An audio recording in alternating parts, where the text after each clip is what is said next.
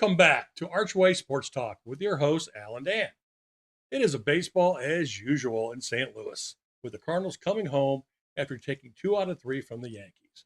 And after a much-needed day off on Thursday, the Cardinals then take on the Colorado Rockies for a weekend series at Busch Stadium. The Rockies are a young and talented team like the Cardinals, but lack top-tier pitching in their starting rotation and inconsistent pitching in their relief pitching. Does that sound familiar, Dan? Oh, yeah. Just a little bit. I think the Rockies are kind of like the Cardinals anyway. The Rockies do have some talent. Left fielder Jake McCarthy, who used to play for Arizona. He is tearing the cover off the ball. TJ Rumfield, their first baseman, and we also got Kyle Karros, who's their third baseman. And also they have veteran Mickey Moniak, who tries to bring this young team together. They are ranked third. That's not Moni, is it? Not Moni. It is not. I like that, though. The slugging, they are ranked, third in MLB, guys, with a slugging of .421, third overall in the National League. Let's hope the Cardinal starters can lower the Rockies' slug this weekend and keep the ball in the park. We're going to move on, guys. I'm going to update St. Louis City Soccer for you. They don't play till 8/15 of 26 against the San Jose Earthquakes.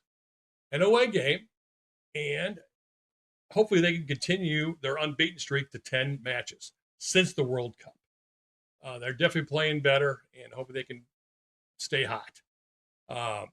Next, I actually got an update on Mizzou football, which is right around the corner, Dan. Yes. The 26th season is almost here for the Tigers. Their first game will be at home against Arkansas Pine Bluff, on September 3rd at 7 p.m. A home game at Faurot Field, Columbia, Missouri. And Coach Eli Drinkowitz will be entertaining his 7th season as a head coach of the Tigers program. At quarterback will be starting Austin Simmons. He is a transfer from Ole Miss. He is known for his deep ball, arm strength, and football IQ, guys. So apparently he's got the arm strength, so we will find out. Apparently he was behind somebody else at Ole Miss that he wasn't going to see playing time, and that's why he entered the transfer portal. Right. I think he's a southpaw, too. He's left-handed throwing quarterback. I believe he is left-handed. That makes a difference, but I'd say he's got a strong arm. Well, it does make a difference as, the spin on the ball, the rotation is different than what most of your receivers are used to coming out of right-handed. Sure. Where it goes clockwise. This is going to go counterclockwise. And it could kind of throw off. Well, we will see. The season starts soon, guys. Can't wait. I will have updates on Mizzou's starting offense, scores, and highlights of the game, and their starting defense as we get closer to opening week, guys. Next up is... What's bugging Al? Dan, you know what's bugging me this week, Dan? I think I'm going to find out. First, I would like to start off by saying, yes, the home run derby at the All-Star game was fun to watch. I cannot lie. But since then, Kyle Schwarber has hit just one home run, and Jordan Walker, who won the event in dramatic style, hit his first home run on Saturday the 8th against the Rockies after 93 plate appearances. That's a long time between homers, big guy. And a coincidence? I don't think so, guys. Anyone who has watched Walker bat can see he is struggling to get back to his form before the break. Yeah, but is he struggling? Yes, he's chasing more, but his average is he's still getting he's been 280, 285. He's got a 10-game hitting streak as we speak right now. He's still hitting the ball. He's just not hitting it out like he had. The home run swing just doesn't seem to be there, and that's why I really dislike this home run derby. Right. But his hard hit rate's not good either. He has been getting base hits, but they've been dribblers between short and third. And they're hits, let's face it. And the way they're playing them, I guess the whole right side's open, but has he ever once looked the right side? Looks like line drives in the box score. Yeah, it does look like drives at the box score. But if you watch the game, you can see what I mean. Um, I'm not here to put Jordan Walker down. I almost said Brian Jordan. I'm not here to put Jordan Walker down. He is having an outbreak season, and well deserved.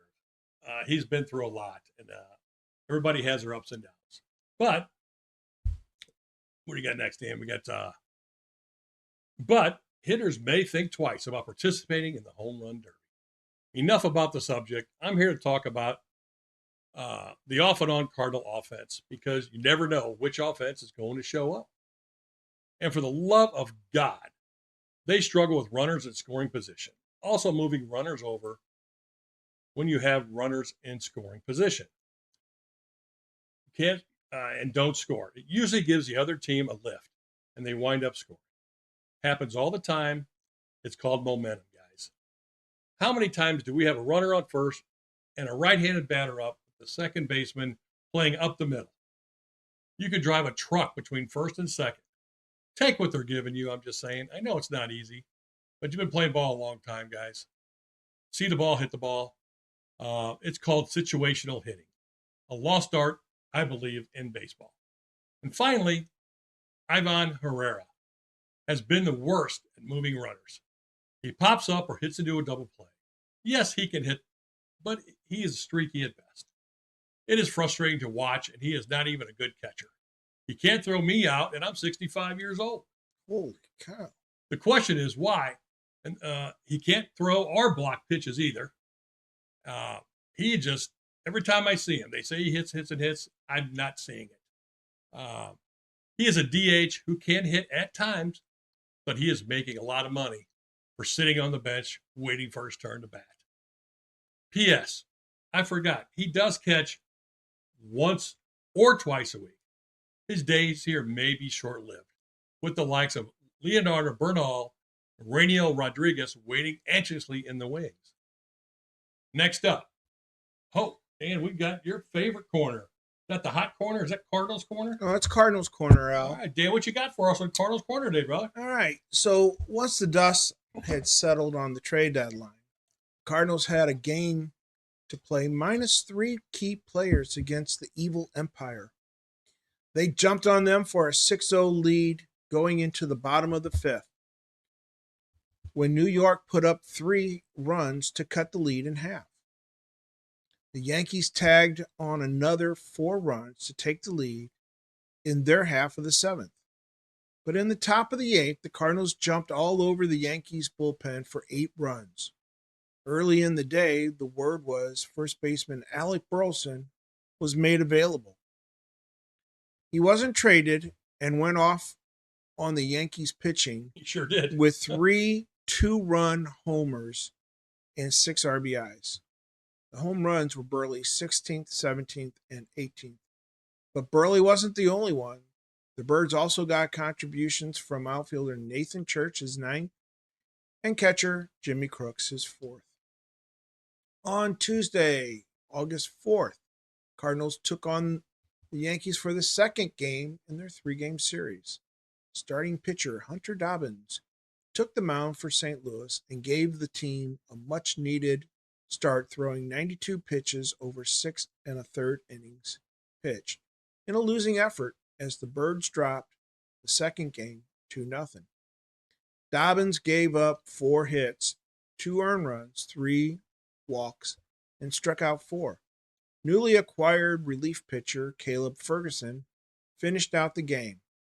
I think the Cardinals were thinking that because they scored 13 runs the night before, Al, that they didn't have to bring their bats because they had only 6 hits, 3 walks, and how many Ks? 10 Ks, Dan. 10 Ks. 10 Ks. No, it wasn't a marathon run that they were going on. Yep. It was how many strikeouts they had. On Wednesday, August 5th, it was doubles night at Yankee Stadium as New York hit 2 and St. Louis hit 4. Starting pitcher Andre Palante took the mound and seemed to struggle through 103 pitches and 5 1/3 innings pitched. His slash line was 3 hits, 1 earned run, 3 base on balls, and 4 Ks. Tell a different story on the way on his way to his 12th win on the season and a 3-1 Cardinals victory, taking 2 of 3 from the Bronx Bombers. St. Louis got their doubles from Burleson his 28th, Weatherholt his 11th, and Herrera his 19th, and Crooks his 4th. At the end of the Cardinals-Yankees series, the Cardinals were then 57-58 in third place in the National League Central and 4 games back in the wild card. Al, any thoughts on the Cardinals series with the Evil Empire? I mean, the New York Yankees? Evil Empire. Dan, I have just a few. Thank you for asking. The Yankees played without Judge and Stanton, but still have a strong lineup. But the Cardinals took 2 out of 3 from the Bronx Bombers, as Dan said. And basically they beat them with a AAA lineup. Jordan Walker was out with a knee injury, and Alec Burleson had a day off. Hats off to Blaze Jordan, Jimmy Crooks, who had a 3-run homer and starting to make solid contact at the plate. Not so much. Nah. Fermin continues to improve, and Coach Marmol put him in the 3rd spot in the lineup. That's a big jump, Dan. From not playing every day to jumping 3rd in the spot. Yeah. He's been hitting the ball. He's been steady. Yeah, but not in the 3rd spot. I know, but like I said, who else did they have to put there? The other day he was on base 5 times. The bullpen continues to struggle, guys, especially Ryan Stanek, who continues to make games interesting. Finally, with a No, he really doesn't make him interesting. It makes him aggravating. It sure does. Makes my blood pressure go up a few ticks every time. I know when he's pitching, I get text messages from Al. Oh, you do, don't you? Yeah. And with a well-deserved day off on Thursday, the Cardinals will welcome the Colorado Rockies for a home weekend series. Hopefully the the St. Louis Cardinals, bats can stay hot against the last place Rockies. Dan, what you got after that? Well, before Friday's game with the Colorado Rockies, the Cardinals announced that they had selected outfielder Everson Pereira off the waiver wire. In order to make room for Pereira on the roster and the 40-man roster, they removed outfielder Nelson Velasquez. See ya. Yeah. The removal of Velasquez means he will have to be released or designated for assignment, DFA'd, since he is out of minor league options. If Velasquez goes unclaimed, the Cardinals can reclaim him and send him to the minors. Pretty much the same situation that happened with Tink Hence. And yes, folks, he's back in the organization. Yeah, I can't get rid of Tink Hence. He's back. Like that bad penny. He's coming back, man. The first game against the Rockies looked sluggish and as if the team was tired. But the Cardinals prevailed with a 3-2 victory. Starting pitcher Kyle Leahy held the Rockies hitters to a whopping 8 hits, but kept the bleeding to a minimum as only 2 runs crossed the plate, while striking out 8. His striking outs are really gone up a little bit. Yeah, but it takes more pitches to throw strikes. It takes 3 strikes to get an out, where if you throw one really good pitch and they roll over on the ball or they pop it up. Right. Go deeper into games. Less pitches. That's right. It's called hitting your spots.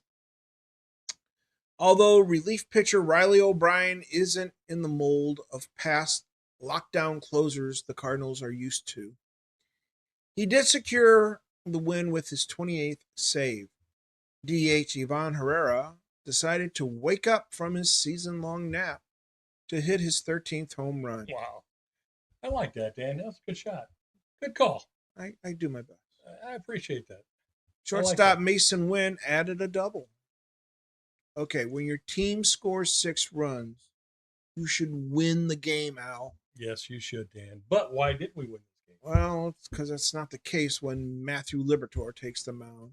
And as soon as the Cardinals reach the point where Quinn Matthews' service time won't kick in, then the foolishness will stop. Liberatore threw 94 pitches over 5 innings pitched and gave up 9 hits, wow, 5 earned runs, 2 base on balls with 3 Ks. Wow. Huh. Outfielder Jordan Walker hit his first home run since the home run derby. And DH Ivan Herrera added 2 doubles. On Sunday, August 9th, the Cardinals played the rubber game of their series with Colorado. Starting pitcher Michael McGreevy took the mound and gave the Birds 5 2/3 innings pitched and 102 pitches in a no-decision effort. McGreevy surrendered 8 hits, 3 earned runs, 2 base on balls, while striking out 4. Relief pitcher Riley O'Brien nailed down the Cardinals' win with his 29th save. First baseman Alec Burleson hit his 19th home run. Shortstop Mason Wynn and second baseman J.J. Weatherholt added doubles as the Cardinals won 7-4. I think it was a stress-free inning for Riley O'Brien for the first time. And I can remember. I don't know who had stress-free. I get nervous every time he takes the mound. But I'll tell you what, I'm wondering if the innings accumulation on the season is affecting McGreevy because he hasn't been as sharp at his last few starts. He is struggling after the 5th. But most of the pitchers are. But yeah, I don't know if he's gone that many, thrown that many pitches before. Maybe he's catching up to him. And this heat, it's 120 degrees out there on the mound. So yeah, I mean, that'll put a hurting on anybody, guys. Remember the games we coached for baseball? 95, 100-degree days, the kids out there playing ball. Couldn't wait to get home and get in the pool. It was rough. Yes, it is rough. So after the series with the Rockies, the Cardinals were then 59 59 in third place in the National League Central. Finally got back up to 500. There we go. And 3.5 games back in the wild card. So they picked up a game during their series with Colorado and a half a game in the wild card. So now we come to St. Louis, down on the farm. Mm-hmm. So we're going to head on down to Memphis. No, not for some barbecue, and no, not for some good blues music. Damn it, no barbecue? We're going to check in on the Memphis Redbirds. AAA affiliate, correct? Yes, sir. They went 3-3 against the Nashville Sound of the Brewers organization. The Redbirds starting pitchers did not have a good week, as none managed to qualify for the win. D'Angelo Cinci was the only starter to go 5 innings pitched in a losing effort. Ramon Mendoza hit .421 and raised his season average to .297 and OPS to .845. Outfielder Colton Ledbetter had a good week, hitting .412 and upped his average to .265 and his OPS to .730.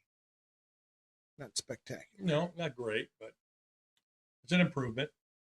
So let's head on down to Springfield. No, we're not going to pop in at Bass Pro Shop, Al. I know that's what you enjoy. I think I've been in one Bass Pro Shop my whole life, Dan. You've been in Bass Pro Shop before. You like fishing. I do, and I've been in several of them. Maybe 2 at the most. I mean, there's definitely get your walks in there because your steps in there because it's huge, just like a little city in there.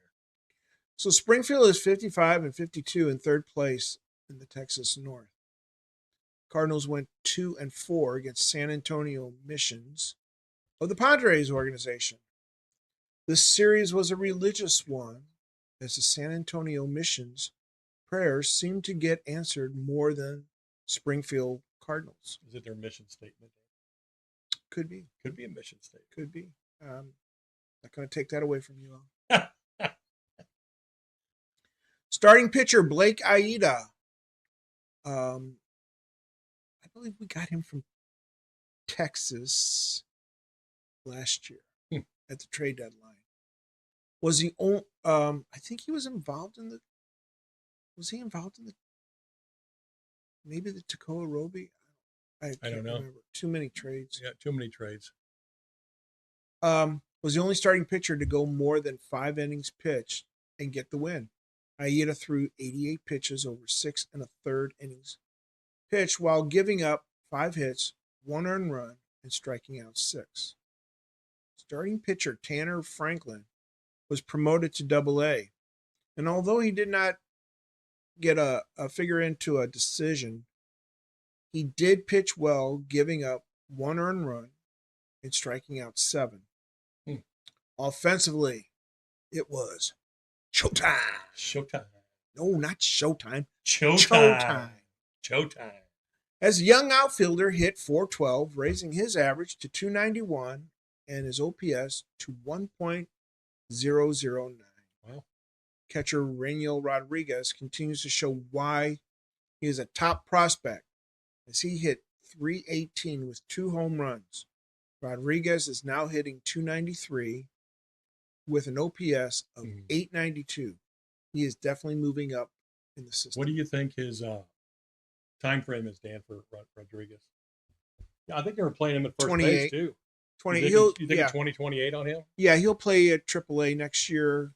Bernal will be moved up. Hopefully, a decision can be made on Pages or Crooks. Mm-hmm. I think what they're end up doing is going forward, they're going to just leave Herrera at DH. Yeah. And then in 28, they'll have to make a decision on what they're going to do. Personally, I think you just play out the contract, and you move Burleson to the DH spot with an occasional look at first base. Okay. You trade Herrera. I wouldn't drop a tier for that one because no, it wouldn't because you're going to have Bernal catching. He's a better catcher. He receives the ball better. He's got a better throwing arm, and with Rodriguez being this big power bat that he is, you don't want to be wearing out his knees catching. Put him over at first base. He's getting a lot of looks over there. And let Bernal catch. Bernal's a switch hitter. He's hitting for a high average, and he's hitting home runs. Yeah.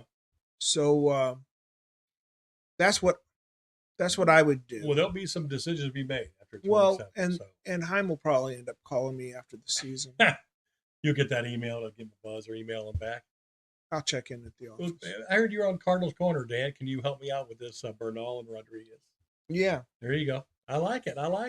So let's head north to Peoria and check in on the Chiefs. They're 53 and 54 in 4th place in the Midwest Conference. Chiefs went 2-4. Yikes, against Quad City River Bandits. I mean, could they have more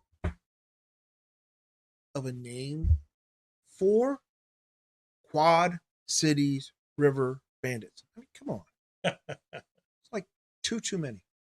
They're in the Royals organization. River Bandits robbed the Chiefs of a chance of being over 500 on the season. Starting pitching had a rough week. Seems like that's a theme. Is it a theme? I think it is a little bit. Figuring in 2 of the losses and getting no decisions in 3. The offense did do much better as catcher Sammy Hernandez hit .313 with 3 home runs on the week. Hernandez, while splitting time between catcher and where? First base, Danielson. That's right. Raised his average to .315 and his OPS to 1.045 on the season. What is it in the Cardinals farm system? Are we just like breeding catchers? Are we just scouting catchers? I mean, there's even more that I don't mention every one of them at every level. Right. But there's more. There's a guy by the name of Cross. There's another guy. I can't think of his name off the top of my head.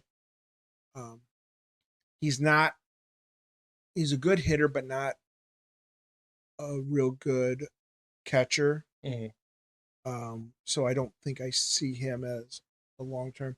Some of these guys, especially if Bernal and Rodriguez do what I think they'll do and get to the majors when I think they will. These other guys they're trade bait. Trade bait, yep. You know, and that's what you do. You accumulate all this talent so that knowing that you're not going to be able to play all of them. Right. But that you can use them as assets for something else. Sure. Build your team up. Yeah. Get to the next level. Because you know what we need? We need a third baseman. Yes, we need a third baseman. So. Yes, we do need a third baseman. All right. What do you got next, Dan? Well, we're going to head on down to Florida where it's really nice and hot. Check in on the Palm Beach Cardinals. They're 53 and 54 in second place in the Florida League, Florida State League, I guess it is, in the Eastern Division. The Cardinals went 1-5 against Jupiter Hammerheads of the Marlins organization. Not good, Dan. Yikes. They put the hammer down on the Cardinals. Yeah. Yes, they did. It was a tough week as the Hammerheads pounded on the Cardinals for the bragging rights to Roger Dean Stadium, their shared facility. Only starting pitcher Brian Holiday managed to go more than 5 innings pitched and earned a win. Holiday threw 79 pitches over 5 2/3 innings pitched and 12 Ks. Coming over from the Brewers organization, outfielder Alexander Frias had a really good week, hitting .364 while raising his average to .286 and his OPS to .710 on the season. These guys are going to start moving up. They're going to start moving up the chain, yeah. Come September, watch. Yep. Come September. So that brings us to our special feature where I'm special. Hit it, Dan. So special. I got to have some of your attention. Give it to me. Thanks for that rousing rendition, Dan. I You're appreciate welcome, that, Al. man. This week's segment will be on the Cardinals' The Next Generation. And no, not the Star Trek episode. Since the Cardinals organization is getting a ton of young talent from the trade deadline, which include trading Dustin May, Jojo Romero to the Brewers for, as we talked about earlier, 18-year-old prospect outfielder Alexander Frias, and the highly talked about outfielder Josiah Ragsdale, which I think we're going to be hearing a lot about this guy. Both. Yeah, in a very, very near future, who has significant power and speed, including he had 19 home runs, 31 stolen bases. Yeah, most of those are with Brewers. Apparently, the media and fans of the Brewers were not happy about this, Dan. I can't imagine. Stating the team gave up too much on the deal. Really? You think so? Yeah, here's some of the numbers coming up. The Ragsdale will start. Gave up too much for two players who players. won't be with him at the end of the season? For 2 months. 2 months rental. 2 months rental, I'm sorry. Ragsdale will start AA Springfield, or AA Springfield, I'm sorry, where he did not waste any time. He went 2 for 4 and hitting 110 mile an hour home run for his 20th home run of the season. Meaning 20, let me see, the home run gave him a 20, 20, and 20 line for the year. Meaning 20 home runs, 20 stolen bases, and 20 doubles. Not too bad, Danielson. If he continues to hit like this, he will move up the ladder quickly. The future generation does look bright in St. Louis. You have Wynn, Weatherholt, and Jordan Walker as a nucleus of this team. In the not-so-distant future, these minor league players will make an appearance in the show, starting with power-hitting outfielder Joshua Baez, which we speak highly of. Left-handed pitcher Bryson Motts, who Dan thinks will be in our bullpen rotation at some point. He could be next year. Yeah. What else? Maybe not. Maybe not. It depends on this guy they got from Arizona. Mm-hmm. What's his name? Starts with an S. Is that we? Santana. This guy's moving up like crazy, and he throws hard left-hander. They say he could pitch at the majors next year. Wow, impressive. So it's like Hein Bloom made some good choices. Well, you never can tell on these trade deadline trades, especially when you're getting prospects, because prospects take time to develop. Sure. Which the Cardinals don't seem to do a very good job of developing starting pitchers who can go more than 5 innings. Did you say 5 innings, Dan? 5 innings. That's what I thought you said. All right, we're going to continue here. Also, not to forget Quinn Matthews, who had a positive start against the Toronto Blue Jays a few weeks ago. Last but not least, catchers Leonardo Bernal and Radio Rodriguez, who has been taking ground balls at first base. Dan, we just talked about that. I think I said that last week. Yeah, at first base. These are just a few prospects in the minors that are waiting to get their chance, guys. Unfortunately, some of these players will be traded to upgrade the major league team. Hopefully for the Cardinals to get back to playing the Cardinal way. I don't even know what that is anymore. It's been so long. But hopefully we can get back to it. The Cardinals minor league system is rated one of the top organizations in baseball. Future destination for the Cardinals is World Series bound, where this young team has not gone before. Star date, 8/9/2026. Next up, Dan, what do we got? We're getting close to our end here. What do we we'll talk about before we go? This is it. No. Anything real quick you want to throw in? No, just about the series, Philadelphia series coming up or anything? Nah, we'll talk about Philadelphia next week. But yeah, I think the Cardinals, their farm system does look pretty good. What I'd like to see is their pitchers learn how to locate and not just go 5 innings and 85 to 100 pitches. Mm-hmm. I'd like to see them get a little deeper into the game. I understand they're trying to keep innings to a minimum on their starting pitchers, especially the young ones, but it's not the innings that you have to worry about. It's the number of pitches.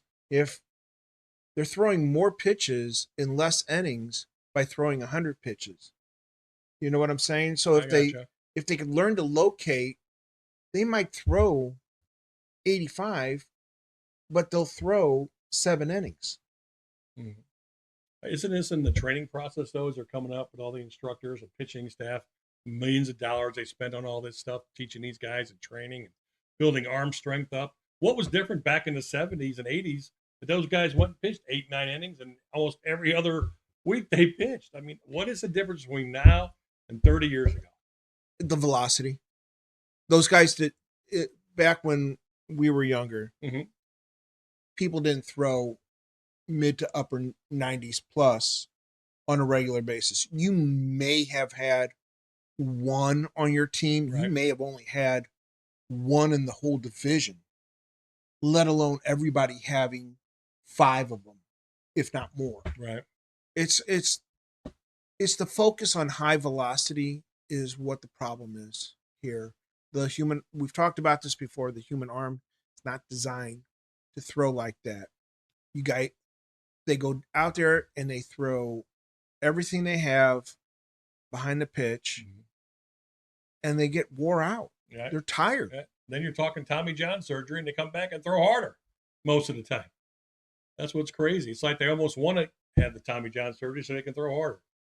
That's not a good thing, guys. Not a good thing. But something has changed in the last 30 years. I don't know what's developing, training, or something in the water, Dan. I don't know. So we're going to move on for that, guys. We're going to come to the end of our podcast, our 31st. We want to thank everyone for watching Archway Sports Talk with Al and Dan. And I hope everyone has a great week. And as usual, Dan will update any scores or breaking news during our podcast. Please leave any questions or comments on our YouTube page or our email address at archwaysportstalk@gmail.com. Thanks again, and we all thank you guys for watching and staying with us, man. We really appreciate it. Please send those comments and suggestions in. We'd love to hear from you. Dan, do you have any thoughts this week, or are we good, big guy? Well, just that we're still getting closer. I'm starting to see more stuff on Blues hockey coming around the corner here, Al. Yeah. We're like, I think 2-3 weeks away from the start of camp. It won't be long. We got a lot of young prospects and talent coming back too. So I'm excited about the Blues. Yeah. They got a lot of talent coming in, And we're still technically in this wild card hunt with the Cardinals, right. but so we're not. They just keep us hanging on. Yeah. Keep me hanging on. Now who needs to dump? With a little Motown there. Oh, so anyway, we'll be watching all that and keeping everybody apprised as to what's going on. Yeah, if there are any changes or breaking news, we'll let you know. And thanks again for watching Archway Sports Talk with Al and Dan. Appreciate it, guys. Have a great week. Take care.